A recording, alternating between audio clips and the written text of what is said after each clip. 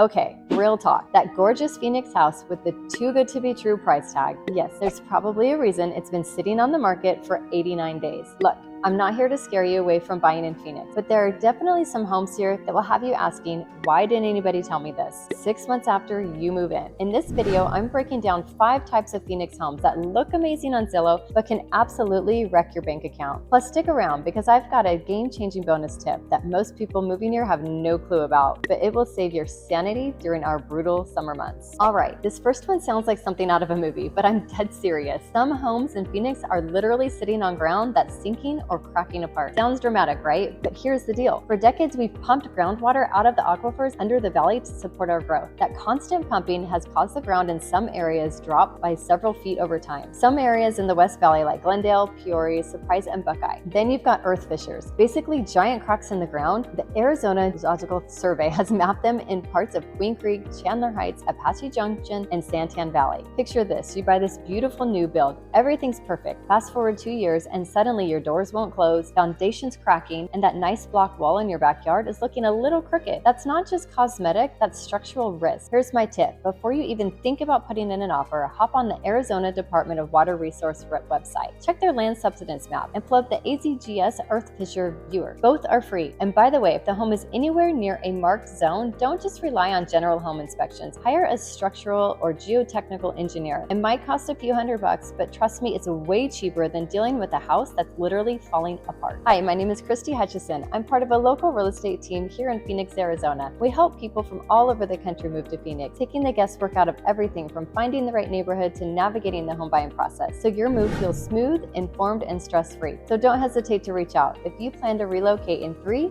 6, or even 12 months, our contact info is listed below. We'd love to help you make Phoenix home. Next up, those charming old ranch-style homes from the 60s, 70s, and 80s. You've definitely seen them if you've been house hunting. They're all over Central Phoenix. Single story, tons of character, mature trees, and prices that often make you think, wait, that's it? But here's the catch. A lot of these homes are sitting on what we call expansive clay soil. Basically, the soil acts like a sponge. It swells up when it gets wet and shrinks when it dries out. And in Phoenix, where we go from bone dry to monsoon madness, the soil is constantly expanding and contracting. What does that mean for you? Foundation cracks, uneven floors, doors that suddenly won't shut, and random cracks appearing in your drywall. The tricky part is that most people think this is just normal settling. They patch the drywall, sand down the door, and call it a day, not realizing the soil under their house is literally moving. If you're eyeing one of these vintage beauties, don't stop at a standard home inspection. Bring in a foundation expert who actually knows expansive soil. Let's talk about something that catches tons of newcomers off guard: flooding in the desert. I get it, we're in Arizona. How bad could flooding really be? Well, let me paint you a picture. Monsoon season hits, and we get 2 inches of rain in under an hour. When that happens, all the water has to go somewhere. And if your house is in the wrong spot, that somewhere might be straight through your living room. This is especially risky in North Phoenix, Deer Valley, and South Mountain foothills, where homes were built over natural washes on a poorly graded lot. Even if the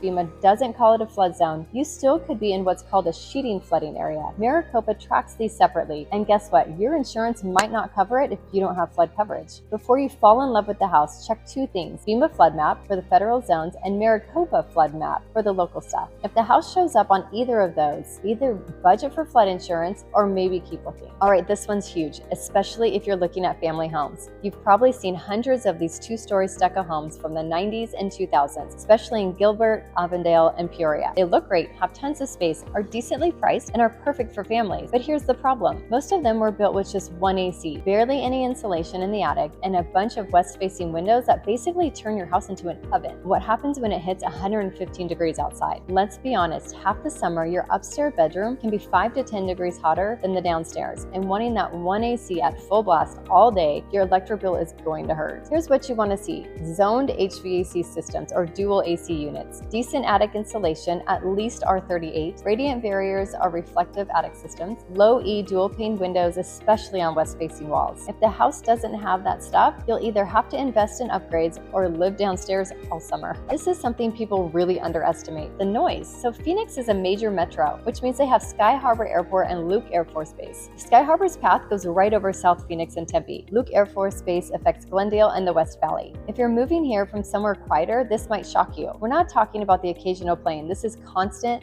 all day. And Luke sometimes runs night operations, so there goes your peaceful sleep. Before you get excited about that great deal of a house, check the Phoenix Sky Harbor Park noise map. So you can check that and then the Luke Air Force Base noise map as well. The house might be cheap for a reason. Are you thinking about moving to Phoenix? Well, I've got just the thing for you. My team and I have taken the time to create the ultimate relocation guide, which is meant to save you hours of research. I've linked it below. From the top employers, best hospitals, and a boatload of other things you'll need to know before moving. Just click the link in the description or the top pinned comment. All right, bonus time. And this one's huge if you want to stay sane living in Phoenix. Phoenix isn't just hot, it's also dusty, really dusty. Every summer we get these massive dust storms called haboobs. They roll across the valley like something out of a disaster movie. If your house isn't sealed properly, dust can get everywhere. Your AC filters get clogged constantly, your HVAC system takes a beating, and your furniture can look like it hasn't been cleaned in months, even if you cleaned it yesterday. Here's what to look for: dual pane sealed windows, fresh weather stripping on doors, and newer HVAC system with a filter rated MERV 11 to 13. Don't forget to check your HVAC pro before upgrading. Trust me, your lungs and your wallet and your weekends will thank you. So to recap, here are the Phoenix homes you should think twice before buying. Homes in subsidies or Fisher zones, older ranch styles on clay soil, homes in flood areas, two-story homes with one AC, and houses under flight patterns, and the bonus homes that can't keep the dust out. Look, buying in Phoenix doesn't mean avoiding every single risk out there. It just means going in with your eyes open and knowing what you're dealing with. Now, I want to hear from you. What would be your deal breaker? Would you walk away from a house in a flood zone no matter how perfect it looked? Or would you take the gamble on a two-story with one AC unit if you got into your dream neighborhood?